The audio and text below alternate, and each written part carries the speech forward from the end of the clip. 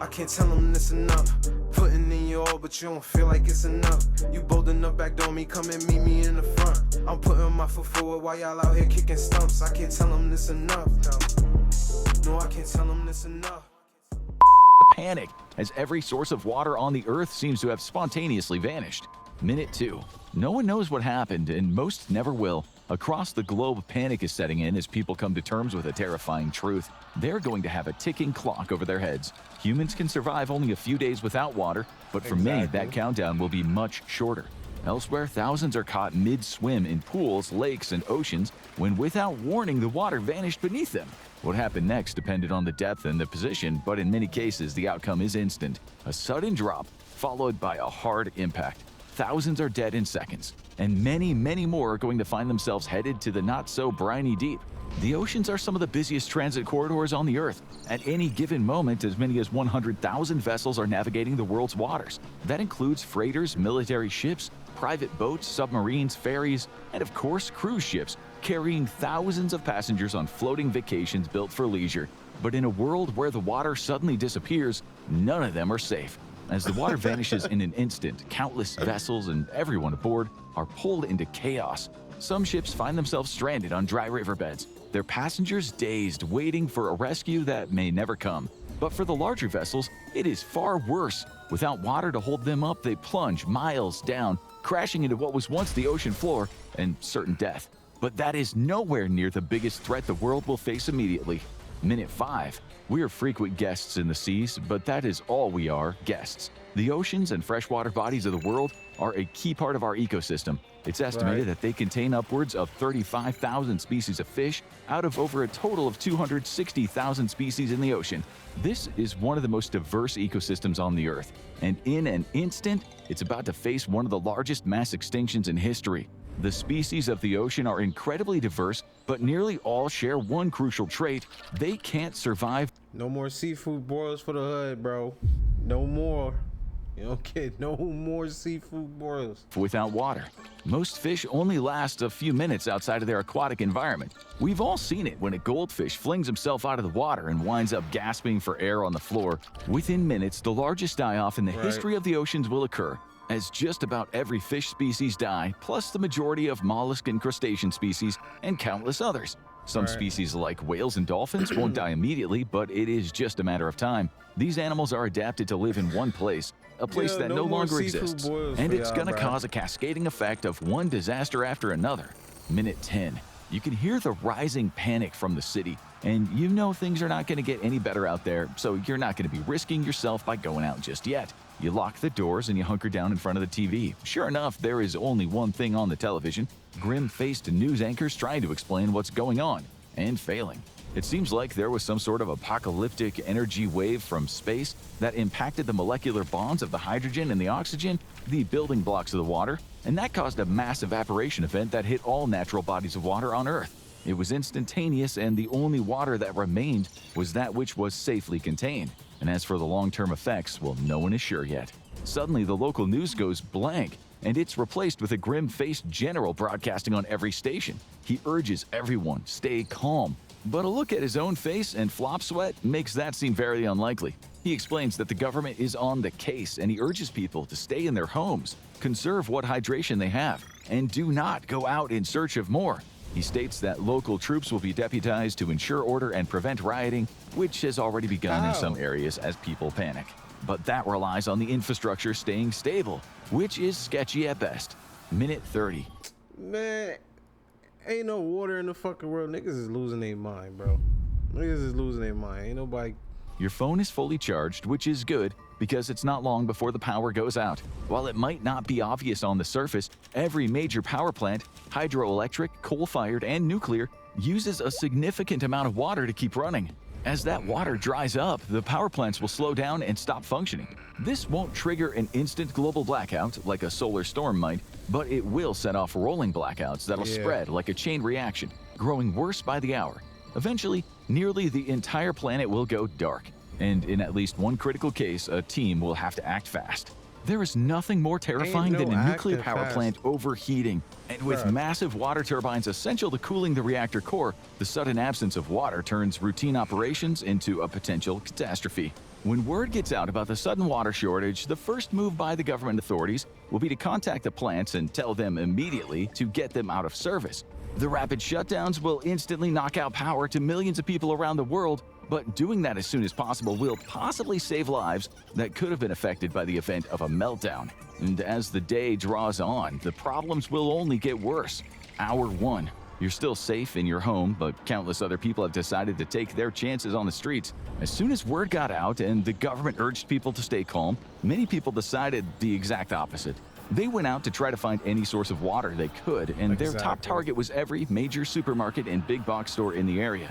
At first, people showed up and they tried to buy whatever they could, and then others decided, well, they'd just grab it off the shelves or from other people's carts and then make a run for it.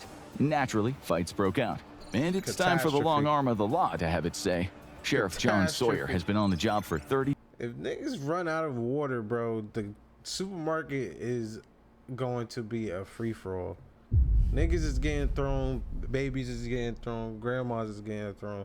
Yo, if the world run out of water, bro, niggas will be psychotic. They don't care about nothing. Straight crash out.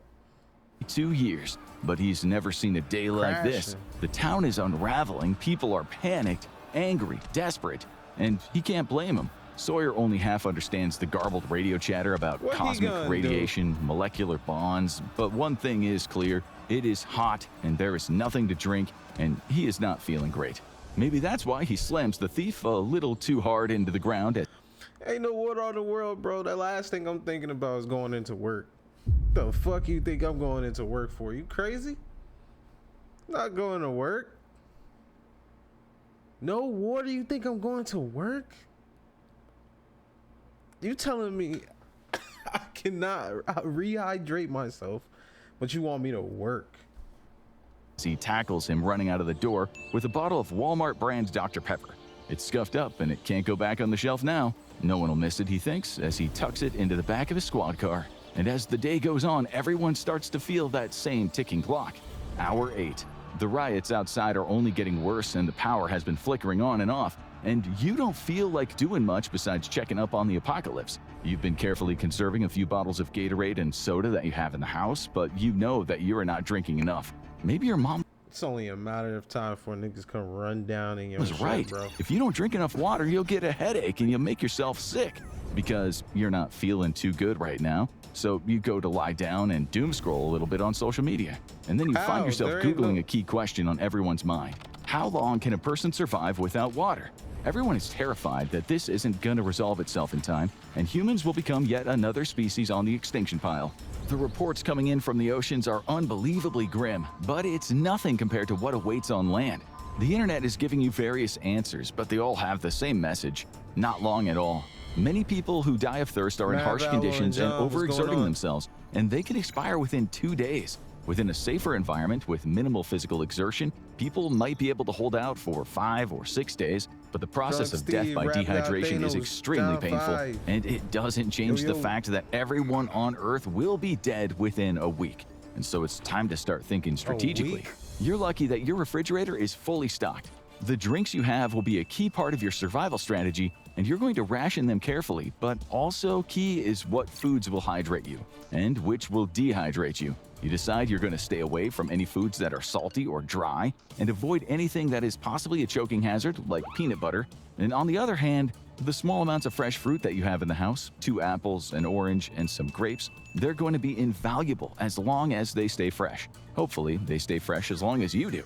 And around the world, you are not the only one scrambling. Hour 12.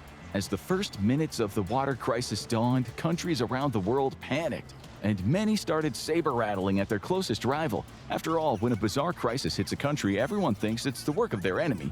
But as soon as it became clear that there was something very different going on, and it seemed to be natural, that resulted in every country on Earth doing something they almost never do: putting aside their old rivalries and working together to figure out the next move.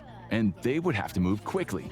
Within a matter of days before all life on Earth is extinct, it is decided to launch a massive international scavenging effort. It's believed that Earth has a significant amount of water buried in its crust and deeper in its mantle, and that water likely escaped the evaporation effect on the surface. Part of it is groundwater, which seeped into the ground from past rain and snow, and it can be found between soil particles and rock crevices. This can be The only way if that shit all disappeared, you gotta wait till it rain. harvested, but it'll require key processing to make it possible to drink. Mantle water is a more complicated question, as it is located deep underground, contained within a rock named ringwoodite that is formed under high temperature and pressure. This could be the largest possible reservoir of water on the Earth. Now we just have to get to it. Across the world, huge-scale drilling and mining efforts begin, deploying every piece of heavy machinery available. The groundwater will be the first priority to try to put some water into the system again, but it'll be nowhere near enough. Those efforts will eat up much of the limited resources left, but it was unanimously decided that there was no point in saving resources when humanity only had a few days before dehydration took us all.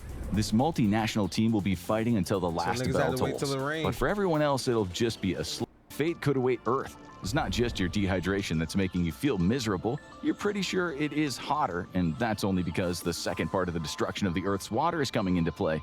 The oceans serve as a massive carbon sink, helping to cool the Earth by trapping thermal energy. Without it, greenhouse gases linger in the environment, and the temperature just keeps rising. It's estimated that in the last century, the Earth's temperature would have risen over 96.8 degrees Fahrenheit without the oceans. In reality, global warming was only able to raise it a much more modest 1.8 degrees Fahrenheit. And things are only gonna get bleaker from here. Hour 36. Humanity has only a few days left, but a lot of other organisms have much less. With no water available, agriculture will be the next pillar of human civilization to fall. Around the world, crops depend on regular watering to stay alive. This puts the majority of the world's food supply in critical danger. Within days, developing countries that have a smaller supply will start to feel the pinch. Of course, without the water needed for processing and cooking, many of the grains that are critical to life on Earth will go to waste anyway. Because water isn't coming from above either. One of the oddest things about the current state of the Earth is that the clouds are fading. The sky seems brighter than ever, and the stars are more visible in the night sky. It would be beautiful if it wasn't for the fact that it's because the critical water cycle has been disrupted. Water evaporates from the oceans and lakes, gathers in the clouds, and then it's dumped back down on the Earth in the form of rain. A good rainstorm would be welcome right now, but you can tell it's not happening anytime soon. And soon, it may be too late. Hour 48. You've carefully been conserving your phone's battery, but it's down to around 20% now, and power has become a distant memory. Honestly, you feel like you're at 20% too. The energy is gone. You've drained most of the drinks left in the house. You're not completely out of hydration yet, but it won't be long. You occasionally check on the state of the world, and it's not pretty. Riots have spread around the world, cities are in flames, and the hottest parts of the world have seen countless deaths from dehydration and overheating. And soon, the entire Earth might have bigger concerns. The Earth is primarily a water planet, or at least it was, and that affects the way it interacts with the universe. The tides have vanished. They're no longer pulled and shaped by the moon's gravity. For now, the moon remains in place, but over the long term, the absence of the Earth's water could disrupt that delicate gravitational connection. If the moon were to drift away, becoming a massive free-floating body in space, the effects could be catastrophic, altering Earth's orbit and setting off an entirely new kind of apocalypse. But Earth doesn't have to wait for that, it's already in the middle of one. You figure you might as well try to sleep. At least it'll make the apocalypse come quicker. Hour 60. But it's not going to be the usual wake-up call. You're jolted out of a fitful sleep by the sound of cheering in the streets. Not exactly a sound you would expect from what'll be the last day of life for millions of people. You rub your eyes and stick your head outside. There are troops in the street. They're broadcasting that water has been found. You're trying to listen, straining over the shouting and the cheering, but you can barely make it out. It sounds like a successful drilling mission managed to open an underground spring, and it's being used to reseed key locations. But the challenges Earth is going to face now are far from over. It's only been 2.5 days since Earth's water disappeared, but the damage to the planet has been massive, and in some cases irreversible. You were lucky enough to be able to hole up at home and carefully conserve your resources, but it's still taken a massive toll on you. It'll probably take you some time to recover, especially as there is still no excess water in sight. The government is urging everyone stay home, be cautious, and continue conserving what they have, if anything. But when the smoke clears and the water flows again, the world will look very different. The first order of business will be to transfer as much water as possible from the spring and from groundwater and place it in strategic locations to seed the clouds. Once rainwater starts falling again, the rest will take care of itself, slowly, very slowly.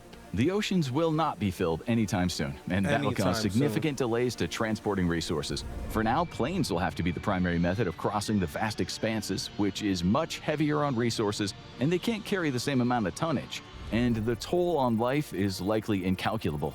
The quick discovery of water after only a few days keeps the death toll from hitting the billions, but it's still gonna be in the millions. It's likely tens of thousands or more died in the immediate aftermath of the strange effect that disappeared all of the Earth's water. Many more died of dehydration and environmental conditions over the next 48 hours. But that is nothing compared to the knock-on effects caused by the devastation of Earth's food grid.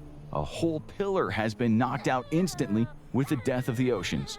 The fishing industry is gone, and it may never come back. Countless species are extinct except for the samples found in captivity, and scientists will likely begin working on a project to repopulate the fish of the world via breeding and possibly cloning, but many species are lost forever. The crops will return, but Earth is in for a hard time first. The 3 days without water saw fields across the world wilt and die, and it's unlikely that the water will reach the remaining ones in time to save them. There will be seeds to replant once the water is flowing again, but this is likely to create a massive wave of starvation at the time that the current crops would have been harvested. And beyond the starvation, Earth is about to encounter an environmental disaster on a scale never seen before. Dead crops, rotting fish, and cities in ruins. The entire world might have avoided the end of the world, but it feels a lot like the post-apocalypse is here. And in the coming days, it'll be all the authorities can do to keep order. Hour 96. The digging and processing efforts have been continuing as the authorities work feverishly to provide some, if any, resources for the public. The larger water sources are being redirected toward filling empty lakes and trying to trigger rainfall, so most water being distributed is harvested from groundwater. You've been told to wait for a delivery of the first supply, and the truck passing it out is heavily guarded, just in case any rioters decide to steal the most precious thing in the world right now.